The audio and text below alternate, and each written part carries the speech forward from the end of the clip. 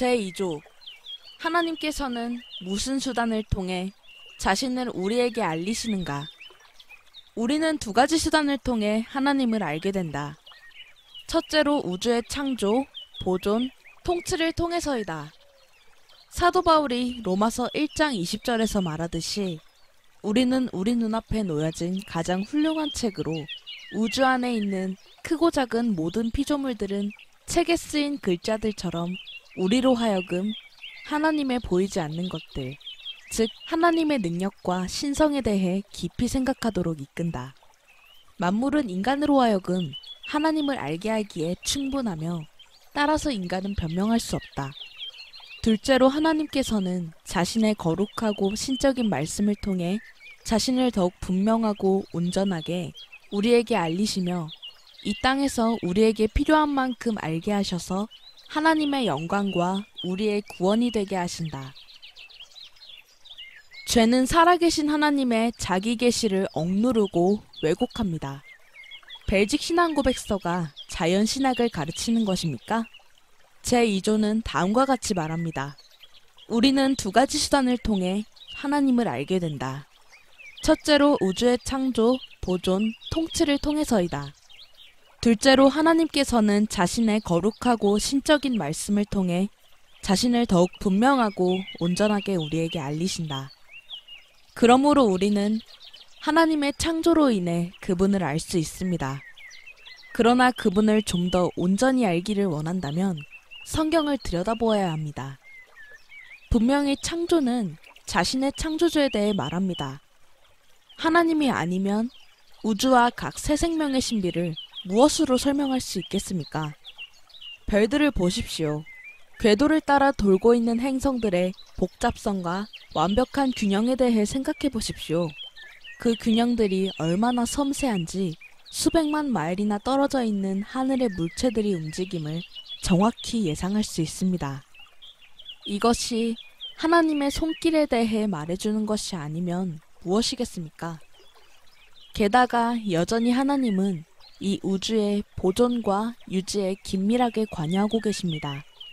하나님은 매 순간마다 창조세계 안에서 자신을 계시하십니다. 밝고 강렬한 색채의 가을 풍경을 떠올려 보십시오. 신선하고 서늘한 공기를 마시며 이 풍경을 따라 거닐고 있다고 생각해 보십시오. 찬란한 색깔들의 잎은 나뭇잎들이 하늘에서 흔들거리며 내려와 층층이 쌓여 이듬해에 새로운 식물들이 자라게 할 부드럽고 비옥한 융단을 형성합니다. 같은 시각에 지구의 반대편에 있는 사람들은 봄꽃들의 산뜻함과 끝이 없을 것 같은 녹색빛의 변주에 넋을 잃습니다. 계절의 변화 속에서 우리는 무엇을 봅니까? 단순히 가을의 아름다움 또는 봄에 다시 태어날 새 생명에 대한 약속뿐입니까? 분명히 그 이상의 일이 벌어지고 있습니다. 즉 우리는 성령의 사역을 보고 있는 것입니다. 시편 104편 30절에서 말하듯 주께서 주님의 영을 보내시면 그들이 창조되고 지면은 새로워집니다. 하나님은 또한 모든 것을 통치하십니다. 이스라엘의 역사가 이 진리를 분명히 보여줍니다. 이스라엘이라는 나라의 족속과 관련된 모든 변화들, 모든 일들과 사건의 발생은 전부 그리스도의 초림을 위해 마련된 것들입니다. 그때 이래로 하나님께서는 모든 나라들의 행로를 지시하셨고 계속해서 지시하셔서 크고 작은 모든 것들이 협력하여 그리스도의 영광스러운 나라에 최종적 계시가 임하게 하실 것입니다. 가장 훌륭한 책 안에서 수많은 글자들이 합력하듯 만물이 합력합니다. 이 자연이라는 책이 어떤 이야기를 들려줍니까? 자연은 하나님의 창조주 되심과 그분께서 자신이 창조한 것들을 유지하고 통치하고 계심을 선포하고 있습니다. 그분의 창조세계는 하나님의 보이지 않는 것들, 즉 하나님의 영원하신 능력과 신성을 우리에게 보여줍니다. 이것이 하나님께서 자신을 계시하시는 방법이며 인간이 하나님을 알게 되는 방법입니다. 바울은 로마서 1장에서 이 내용을 가르칩니다. 모든 인간들은 그들이 언제 어디서 살았든지 간에 창조 세계를 통한 하나님의 계시를 숙고함으로써 하나님을 알아가는 법을 배울 수 있습니다. 하나님 편에서는 이것이 전적으로 진리입니다. 객관적으로는 하나님을 알아가는 법을 배우는 것은 가능합니다. 그러나 주관적으로 또는 인간의 편에서 보면 이것은 불가능한 일입니다. 왜 그럴까요? 이 시점에서 우리는 죄라는 현실과 직면하게 됩니다. 죄의 교리는 정통 기독교 교회로서의 우리의 위치를 유지하기 위해 주기적으로 언급해야 하는 교리가 아닙니다. 오히려 죄는 쓰라린 삶의 현실입니다. 인간은 창조에 나타난 하나님의 인재의 실제를 볼 수 없게 되었습니다.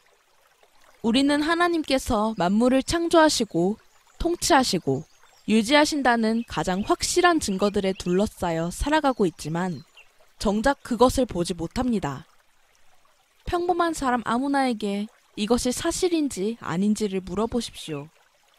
주요 도시의 거리에서 지나가는 힌두교 신자, 불교 신자, 이슬람교 또는 자칭 무신론자들을 붙잡고 물어보십시오. 만일 구속받은 성도인 우리도 자연에서 하나님을 배우는 일을 못하는데 불신자가 할 수 있다고 기대하는 것은 얼마나 불합리한 일이겠습니까? 죄는 하나님에 대한 이 지식을 억누릅니다.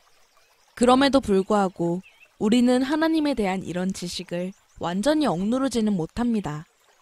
타락한 인간은 하나님의 존재를 완전히 부정할 수 없기에 대신 그는 하나님의 자식 계시를 왜곡합니다. 오랫동안 이 왜곡은 물질과 소유에 대한 숭배로 표현되어 왔습니다. 물질 숭배는 기술을 받드는 풍조와 긴밀히 연결되어 물질주의를 초래했습니다. 그러나 인간은 물질은 만족이 될 수 없다는 것과 제재 없는 기술의 발전은 지구를 파괴할 것이라는 사실을 곧 배우게 됩니다. 이는 공장 굴뚝에서 독성 물질이 한없이 뿜어져 나와 토지, 동물, 사람들 위에 내리고 있는 중국이나 동유럽 국가들의 사진 한 장만 봐도 알 수 있는 사실입니다. 여태까지 없이 살았던 이러한 나라들이 이제는 풍요를 원하고 있습니다. 그들은 마음을 굳게 먹고 지금까지 서양에 뒤처졌던 길을 따라잡으려 할 뿐 아니라 능가하려고 합니다. 그들은 서양이 자신들을 너무 자주 약탈해왔다고 주장합니다. 여론은 이러한 사실들을 정치적으로 내세워 서양의 죄책감을 유도하고 있으며 여기에 속은 서양의 많은 국가들이 과거의 자연 질서를 남용한 빚을 갚겠다며 수십억 달러를 저개발 국가들에게 순순히 내어주고 있습니다.